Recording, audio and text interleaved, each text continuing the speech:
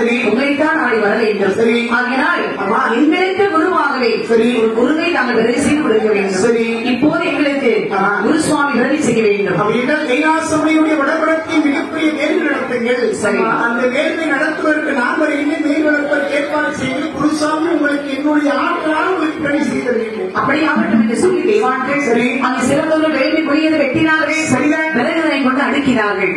அடுக்கிவார்கள். பகவான் வந்து நின்றார். சரி வேண்டிய தானியங்கள் போட்டு சரி சிறப்பாகவே சரிதான் பகவானுடைய ஏற்று பார்க்கின்றார். சரி பகவானுடைய பார்வைப்பட்டவுடனே வேள்வியை அக்கறை பிடித்தது. சரி அந்த வேள்வியாது பூமி மட்டும்